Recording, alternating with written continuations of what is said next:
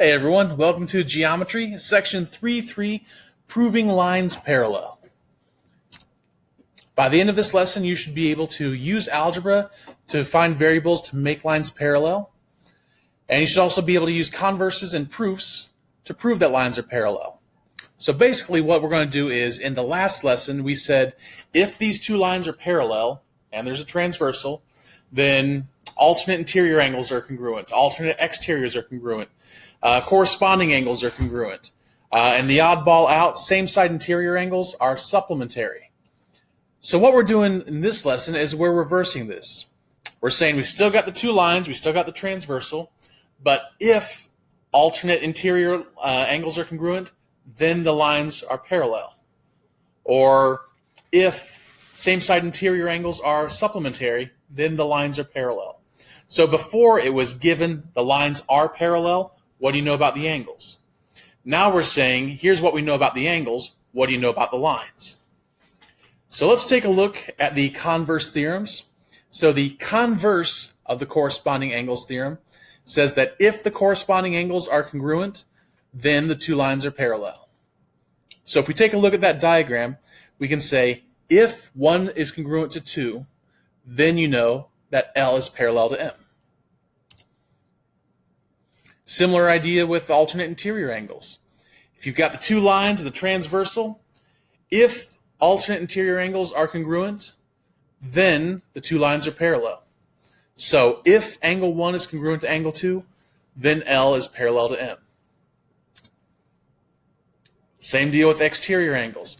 So if alternate exterior angles are congruent, then the two lines are parallel. So if angle 1 is congruent to angle 2, then you know that line L is congruent.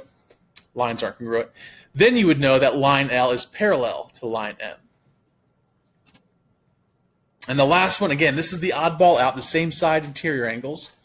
So this one says if the same side interior angles are supplementary, then the two lines are parallel. So I could say if angles 1 and 2 add up to 180, then you know that L is parallel to M. So let's go ahead and do a few problems like this. Some of the problems we'll use algebra. Some of the problems are going to be proofs. But let's do a few examples and see what we can get out of this. Okay, so converse of angle relationships. Take a look at the instructions. Find the value of x that makes line L parallel to line M. So in our last lesson, the instructions would have said line L is parallel to line M. What would x be? We're just kind of reversing this, but the process is still the same. Now we're saying find x that would make line L parallel to line M. But the math that we're going to be doing is still the same. We're still going to look at them and say, okay, so these are corresponding angles. So corresponding angles have to be congruent. Therefore, 6x plus 2 has to equal 110. And then, of course, just do the algebra, work it on out, subtract the 2 from both sides. Divide by 6, and we're looking at what, 18? So there we go. To answer what they're asking, find the value of x. So x has to be 18, all right? Or another way to say it is, if x is 18, then line L is parallel to line M. Let's take a look at this one. Question 1 says, find the value of x that makes line A parallel to line B. So if we take a look, there's line A and there's line B. So what relationship do those two angles have in there? Well, they're both inside the parallel lines and they're on the same side of the transversal. So those are same side interior angles. And if you recall, that one's the odd one out. That's the one that's not congruent, but instead they add up to 180. So for problem number 1, I would have to set it up 62 plus 5x minus 2 equals 180. Combine like terms. Subtract the 60. Divide by 5. And there we go. So if x equals 24, then line A is parallel to line B. Let's go ahead and answer question number 2. So find the value of y that makes line A parallel to line C. So if we're up here at line A, and then line C is down here. So the two angles that I'm looking at are the 62 and the 7y plus 6. So what relationship do those two have? Well, they're both inside the parallel lines, so there's something interior angles. Are they on the same side of that transversal or opposite sides? Well, they're on opposite sides, so that makes them alternate interior angles. So then the logic should be, if they're alternate interior angles, then they should be congruent. So the equation I'm going to set up is 7y plus 6 equals 62. And then work out our algebra from there. So subtract 6.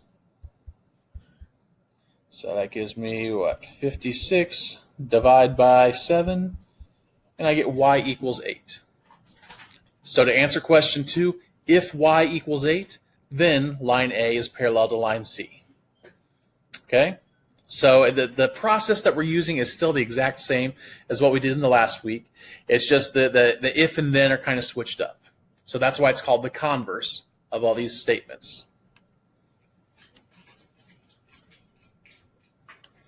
Okay, logical reasoning. Are lines AC and DF parallel? Explain why.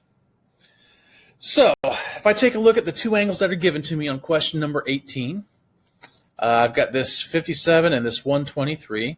What relationship do they have? Well, they're both on the outside of the parallel lines. So it's going to be exterior angles. But are they on the same side or different sides of the transversal? Well, they're on the same side, but we don't have one of those relationships that says same side exterior.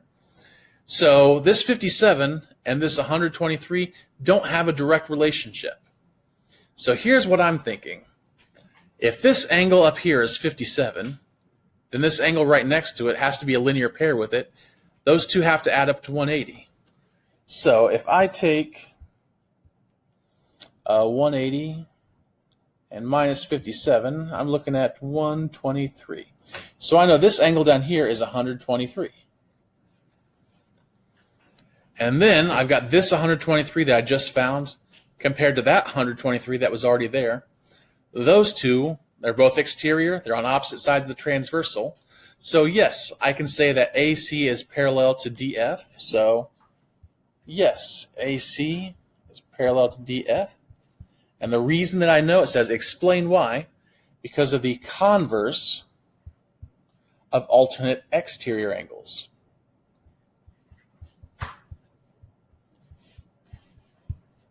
Now here's a heads up, and I'm kind of a stickler for this. If they want you to prove that the lines are parallel, your final reason has to be converse of whatever relationship that is. If you just put alternate exterior, I'm going to count it wrong. It has to be the converse, okay? So if you're trying to prove that line, or if you're trying to prove that angles are congruent, just use the regular relationship. If you're trying to prove that the lines are parallel, use the converse. Let's try another one.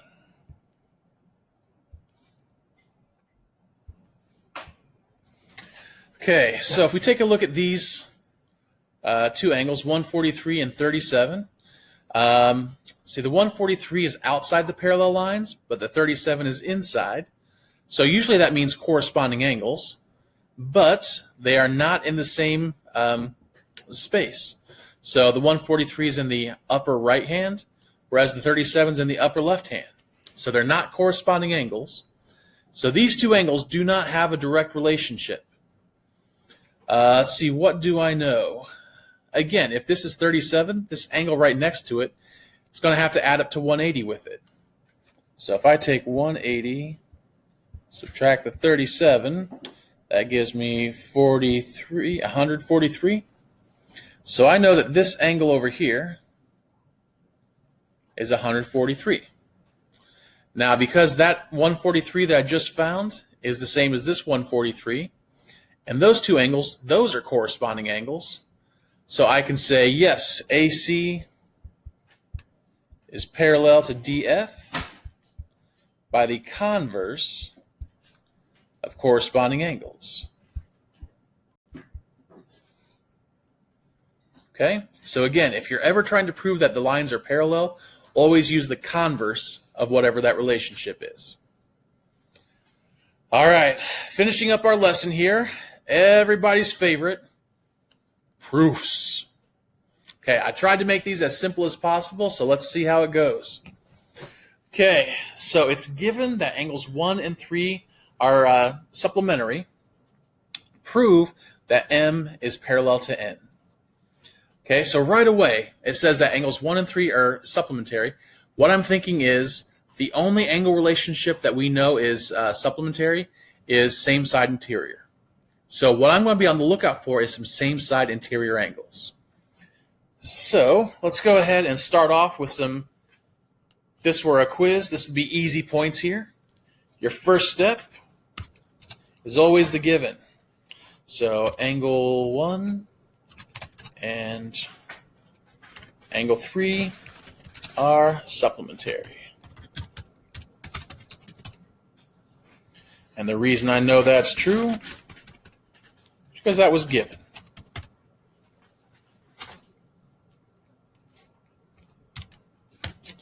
Okay, so like I said, I'm looking for same side interior angles. And it looks like angles 2 and 3 fit that description. However, I'm currently dealing with angles 1 and 3. So how can I get it from going from 1 to 3 to 2 to 3? Well, if we take a look at the diagram, it looks like angles 1 and 2 are vertical angles. So for step 2, I can write angle 1 is congruent to angle 2. Okay, while I'm typing, I can't put the actual congruent sign on there. So I'm just going to have to pretend that that equal sign makes do. So the reason I know that angle 1 is congruent to angle 2 is because of vertical angles. Okay, so if angle 1 and angle 2 are the same, can I go back to my statement from the given and just exchange angle 1 and angle 2? So I'm going to say angle 2 and angle 3 are supplementary.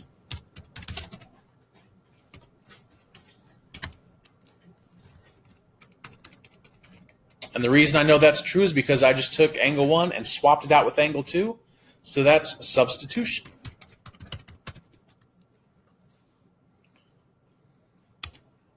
All right, so now I have it recorded that angles 2 and 3 are supplementary. They add up to 180. And we discussed earlier that angles 2 and 3 are same side interior angles. So if I just prove that those same side interior angles are supplementary, then I know that M is parallel to N because of the converse of same side interior angles. So that's step 4. I'm going to say that M is parallel to N. And the way that I know that is true, converse of same side interior angles. Okay, now if you just put same side interior, I'd have to count that wrong. If you're trying to prove that the lines are parallel, always put converse of whatever it is you're looking for. All right? Now, just so that I have everything tied up nicely with a bow here, I'm going to go ahead and put that little squiggle over the equal sign so that it's actually a congruent sign. All right? So if you guys have any questions or any concerns, please feel free to email me or ask me in class, and hopefully we'll get through this ugly proof thing as well as we can. All right, hope this wasn't too bad for you, and you guys have a good one. I'll see you soon.